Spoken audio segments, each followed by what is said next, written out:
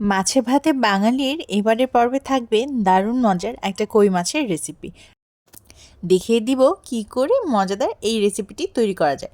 তবে আজকে আমি কিন্তু দেশি কই দিয়ে তৈরি করে দেখাবো এই রসুন কইটি। প্রথমেই আমি মাছগুলোকে ভেজে নেব। অল্প একটু হলুদ দিয়ে মাছগুলোকে প্রথমে ম্যারিনেট করে রেখেছিলাম, এবারে তেলের মধ্যে ভেজে নিচ্ছি। এখানে প্রায় হাফ কাপের মতো তেল ব্যবহার করছি। তেলের মধ্যে মাছগুলোকে কিন্তু খুব সুন্দরভাবে ভেজে নিতে হবে। কিছুক্ষণ মাছগুলো ভেজে নেওয়ার পর যখন দেখবেন মোটামুটি হয়ে এসেছে, তখন কিন্তু মাছগুলোকে উল্টে পাল্টে দিতে হবে। উল্টে পাল্টে কিছুক্ষণের জন্য ভেজে নিলে কিন্তু দেখবেন মাছগুলো একেবারে তৈরি। এবারে মাছগুলোকে আমি উঠিয়ে নিচ্ছি। মাছগুলো উঠিয়ে নেওয়ার পর এ পর্যায়ে কিন্তু আমি দিয়ে দিচ্ছি রসুন এবং পেঁয়াজ কুচি। এখানে প্রায় 1 কাপের মতন পেঁয়াজ এবং রসুন কুচি ব্যবহার করছি। রসুনগুলোকেই কিন্তু এই পর্যায়ে একটু চিকন করে দিয়েছিলাম কেটে, এবং এই পর্যায়ে কিন্তু কিছুটা মোটা করে কেটে নেওয়া রসুন আমি এখানে অ্যাড করে দিচ্ছি। এই রান্নাটিতে আমি মোটামুটি কয়েক ভাগে রসুনগুলোকে অ্যাড করব। এবারে দিয়ে দিলাম কিছুটা পানি। পর্যায়ে দিয়ে দিচ্ছি বাটা মশলাগুলো। দিয়ে দিলাম রসুন বাটা। এখানে প্রায় 1 চামচের মতন রসুন বাটা ব্যবহার করছি। এবারে দিয়ে দিলাম আদা বাটা 1 চামচের মতন।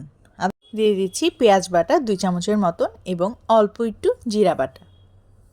এবারে দিয়ে দিব গুঁড়ো মশলাগুলো। এখানে প্রায় 1.5 টেবিল চামচ পরিমাণ আমি শুকনা মরিচ ব্যবহার করছি। এবারে দিয়ে দিলাম হলুদের গুঁড়া 1 চা চামচ, দিয়ে দিলাম ধনিয়ার গুঁড়া 1 চা চামচের মতন। এবারে সব কিছু খুব সুন্দরভাবে মিশিয়ে নিয়ে দিয়ে দিলাম 1 চামচের মতন লবণ। লবণটা আপনারা একটু বুঝে শুনে দিবেন। এ পর্যায়ে কিন্তু আমি আরও কিছু রসুন ব্যবহার করছি। এই রসুনগুলোকে মোটামুটি বড় সাইজেরই রাখতে হবে। এ পর্যায়ে মশলাটা কষানো হয়ে গেলে দিয়ে দিচ্ছি ভেজে রাখা মাছগুলো। মাছগুলো দেওয়া হয়ে গেলে মশলার সঙ্গে কিন্তু খুব সুন্দরভাবে মিশিয়ে নিতে হবে। কিছুক্ষণ এভাবে মশলার সঙ্গে মাছগুলোকে কিন্তু ভেজে নিতে হবে। এই পর্যায়ে কিন্তু পানি দিয়ে দেওয়া যাবে না। এই পর্যায়ে দিয়ে দিলাম 5টি কাঁচামরিচ। আপনারা আপনাদের পছন্দ অনুযায়ী ঝাল কমিয়ে কিংবা বাড়িয়ে নিতে পারেন। এই পর্যায়ে একে একে আমি প্রায় 2 কাপের মতন পানি ব্যবহার করছি। পানি দেওয়া হয়ে গেলে কিন্তু কিছুক্ষণের জন্য মাছগুলোকে এভাবেই কষিয়ে নিতে হবে। একটা কথা বলতে ভুলে গিয়েছিলাম, আমি যখন পেঁয়াজ রসুনগুলো প্রথমে দিয়েছি তখন কিন্তু আরও একটু তেল ব্যবহার করেছি। এই পর্যায়ে আমি কিন্তু আরও কিছু রসুন কুচি দিয়ে দিচ্ছি। এই পর্যায়ে রসুন কুচিগুলো দেওয়ার কারণ হচ্ছে, এই পর্যায়ে যদি আপনারা দেন তাহলে দেখা যাবে এই রসুনগুলো মোটামুটি সেদ্ধ হবে, এবং যখন আপনারা খাবেন তখন মুখে এটার বাইটগুলো আপনারা ফিল করতে পারবেন, তাই সেই টেস্টটা আরও বেশি বেড়ে যাবে।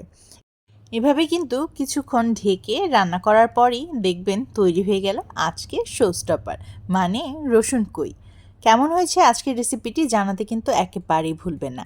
দেখে কেমন লাগছে সেটাও কিন্তু অবশ্যই জানাবেন। কার কার এই কই মাছ প্রিয় তাও জানাতে একেবারেই ভুলবেন না। সবাই ভালো থাকবেন, ধন্যবাদ।